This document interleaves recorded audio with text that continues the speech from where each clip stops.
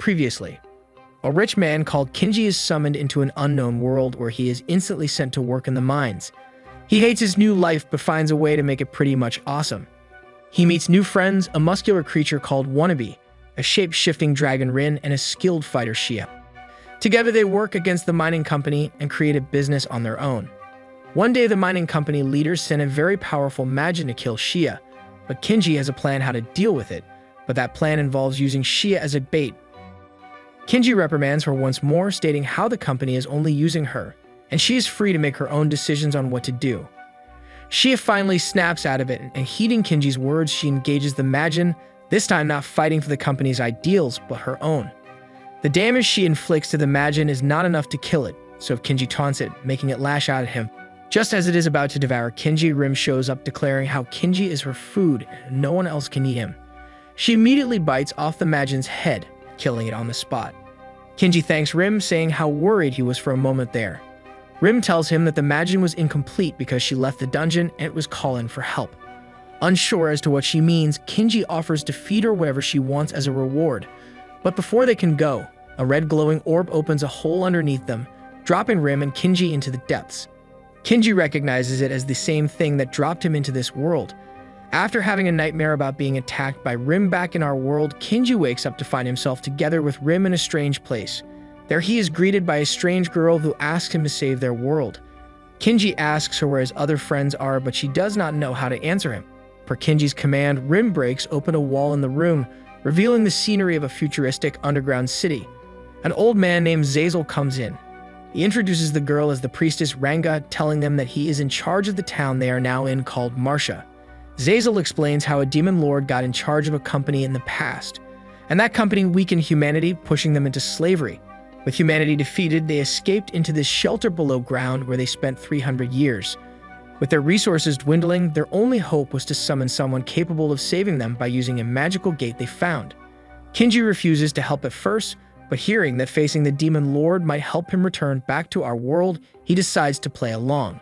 Ranga joins Kinji and Rim on their quest to face the demon lord, but as she gets clingy with Kinji, he realizes that she is in fact a guy.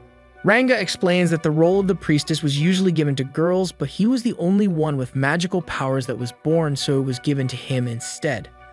He decided to fulfill the role of the priestess even though he is a guy.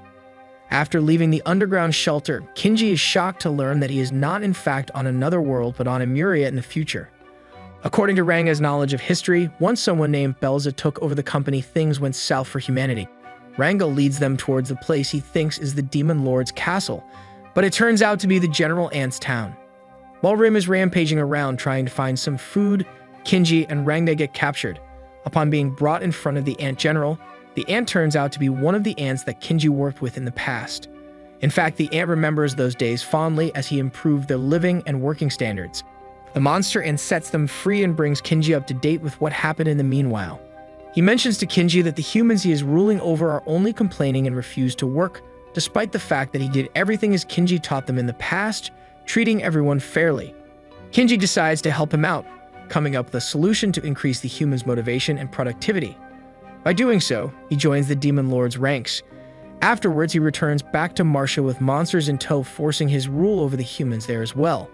Rue, Power, and Zetch, 3 members of the demon lord's company, also known as the Three Ravens, are concerned about their positions, as Kinji suddenly showed up and began outperforming all of them.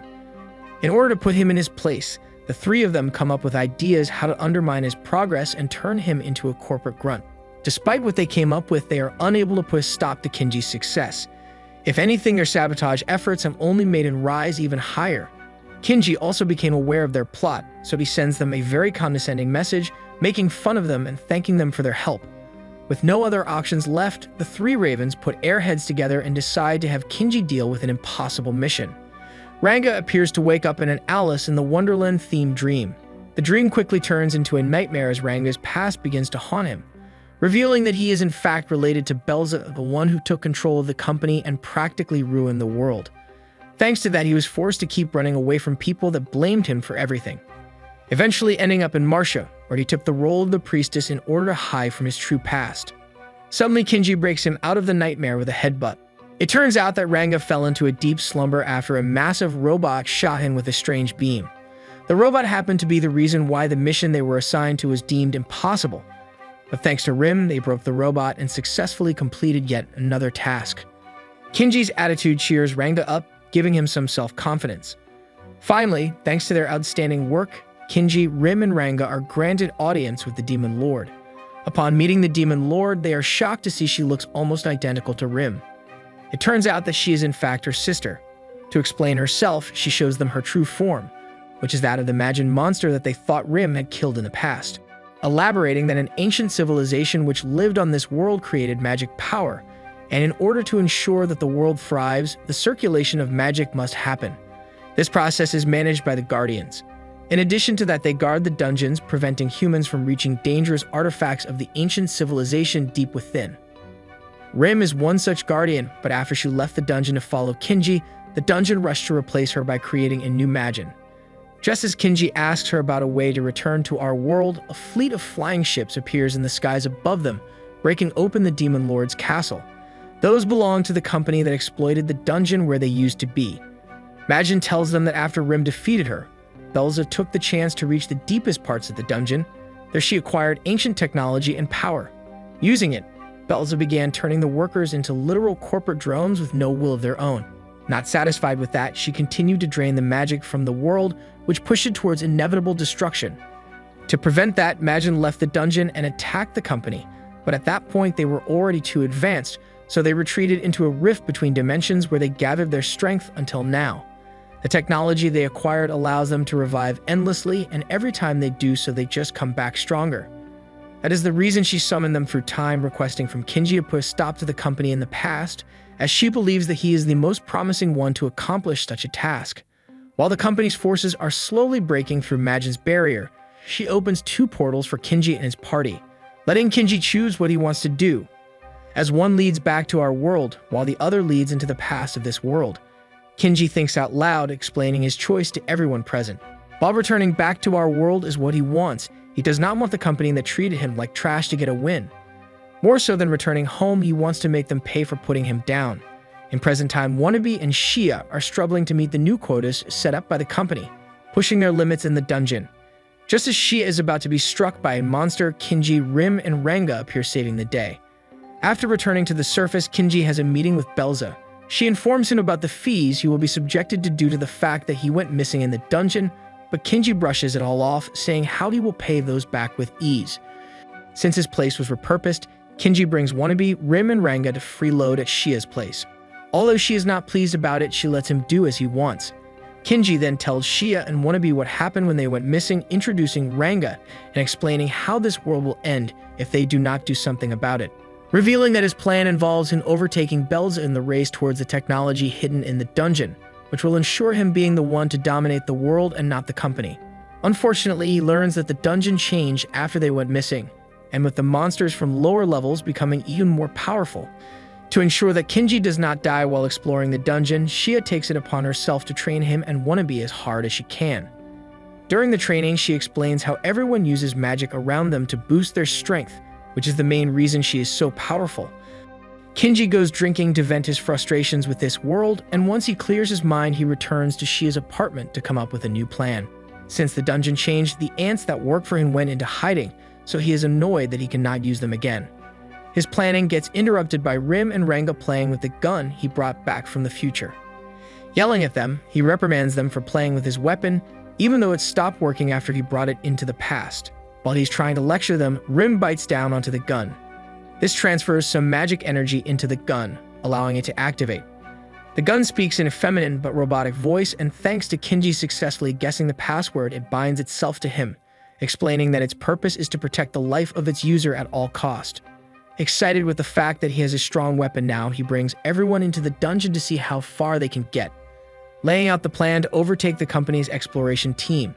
While they are planning their next step, a bunch of monsters attack them. Kinji wants to put his gun to the test, so he takes them on by himself. The gun is more than capable of easily dispatching any monsters that come his way. Unfortunately, the gun quickly runs out of magic energy, and as Kinji was still in danger, the gun activates an emergency protocol. It begins absorbing magic from anything nearby, such as the democite and even their clothes. Kinji tries to make the gun stop throwing it away, but the gun attaches itself to him, revealing that it has a very clingy and desperate personality. The gun does not allow Kinji to use any other weapons, declaring that it is the only weapon he will ever need. Kinji is infuriated with the gun, telling it that he will sell it as soon as he is out of the dungeon. The gun is desperate to stay with Kinji, starting a self-destruction countdown that will take out both of them together. Seeing how desperate the gun behaves, Kinji decides to oblige, promising to find a good use for it. This calms the gun down, stopping the self-destruct. Some of the company exploration team members who know Kinji from before have been dragged into the mess due to the gun's emergency protocol. Deciding to follow Kinji, they all head deeper into the dungeon with barely any clothes left on them. They stumble upon a seemingly abandoned company outpost. Surprised by its decrepit state, one of the exploration team members tells them a ghost story about this place. Suddenly, they are assaulted by a bunch of former company employees who all behave like zombies. Hey, thank you for staying all the way till the end. If you enjoyed the video, give it a like. It takes only a second, but it means everything to us. Have a great day and see you in the next video.